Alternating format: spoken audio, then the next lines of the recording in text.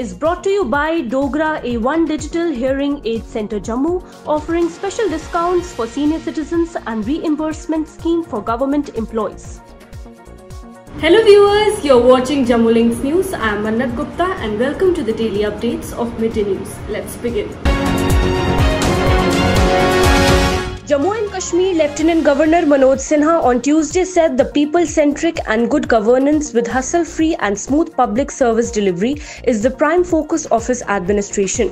He was speaking at a meeting during his visit to Udhampur district, where he also reviewed progress on the developmental activities and interacted with scores of public delegations to take stock of their issues and developmental needs of the area. The Lieutenant Governor also inaugurated various developmental projects worth Rs 23.40 crore and led the foundation for projects of water supply schemes costing Rs 5.17 crore in the district. Jammu and Kashmir witnessed its biggest single-day spike of 1,355 COVID-19 cases on Tuesday, pushing the Union Territory's infection tally to 45,925, while the death toll from the disease rose to 815, with 14 fatalities in the past 24 hours. It was for the sixth time in as many as days that the number of fresh COVID-19 cases crossed the 1,000 mark in a 24-hour period. Among the new cases, 785 were from the Jammu region, while 570 were from the Kashmir Valley. Jammu district reported the highest number of 483 new cases, followed by 210 in Srinagar district.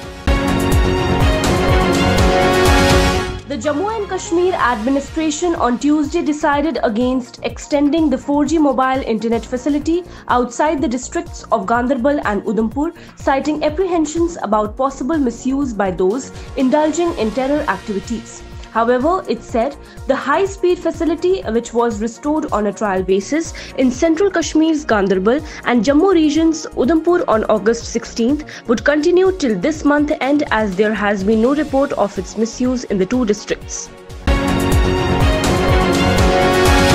India's COVID-19 case tally has crossed the 43 lakh mark with a spike of 89,706 new cases and 1,115 deaths reported in the last 24 hours, Union Ministry of Health and Family Welfare said on Wednesday. The total case tally stands at 43,70,129, including 8,97,394 active cases, 33,98,845 cured or discharged or migrated, and 73,890 deaths, the ministry added. 5 states, Maharashtra, Andhra Pradesh, Karnataka, Uttar Pradesh and Tamil Nadu, account for nearly 70% of deaths due to COVID-19 in the country. Chinese troops carried rods, spears, clubs and pole weapons called Gundao in aggressively trying to close in on an Indian position in Mukpari area of Rizangla ridgeline in eastern Ladakh on Monday evening, government sources said on Tuesday. As tension escalated at the line of actual control, the sources said around 50 to 60 soldiers of Chinese People's Liberation Army approached the Indian post in the southern bank of Pangong Lake area at around 6 p.m, but the Indian Army personnel posted there strongly confronted them, forcing their retreat. Union Education Minister Ramesh Pokhriyal Nishank and Union Minister Dr. Jitendra Singh on Tuesday inaugurated new facilities of the Jammu Central University that include a hostel named after Jan Sangh founder Shyama Prasad Mukherjee. Singh said this is possibly the first ever government university where a complex is being named after Mukherjee.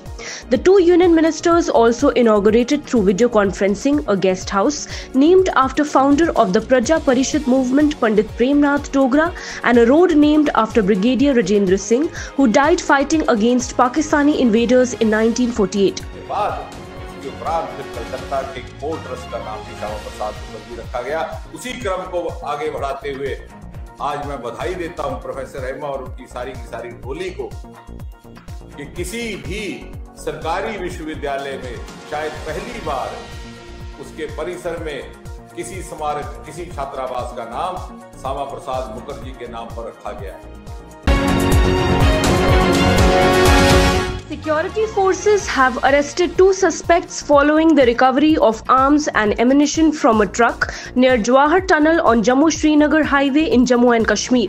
The security forces recovered 1 AK rifle with 2 magazines, 1 M4 US carbine with 3 magazines and 6 Chinese pistols with 12 magazines. The truck was coming to the valley from Aknoor in Jammu region.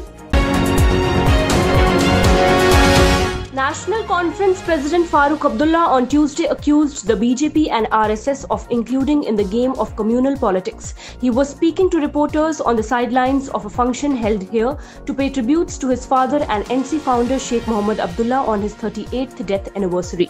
उसमें हमारे spokesperson ने पूरा अच्छी तरह से पूरा बयान किया। नेशनल कॉन्फ्रेंस में कभी भी मजहब के नाम पे सियासत नहीं चला, कभी नहीं। हमारी हिस्ट्री है। और शेर कश्मीर का नारा क्या था? शेर कश्मीर का क्या इरशाद? हिंदू मुस्लिम सिख इत्तेहाद। Lieutenant Governor Manoj Sinha met this year's Civil Services qualifiers here at the Raj Bhavan and congratulated them for their entry into the prestigious services. Majid Iqbal Khan from Nogam, Anantnag, while Abhishek Agastya, Devahuti, Sunny Gupta and Shubham Kundal hailing from Jammu met the Lieutenant Governor. The Lieutenant Governor observed that the people of Jammu and Kashmir, especially the youth, are extremely talented and have excelled in every field. All they need is to realize their true potential. Police on Tuesday arrested 2 persons for allegedly issuing fake movement passes in lieu of money from people entering Kathua district in Jammu and Kashmir. The movement passes are necessary for interstate and inter-provincial movement in Jammu and Kashmir since the outbreak of coronavirus in March. The duo was arrested at Lakhanpur corridor along the Jammu-Pathankot highway.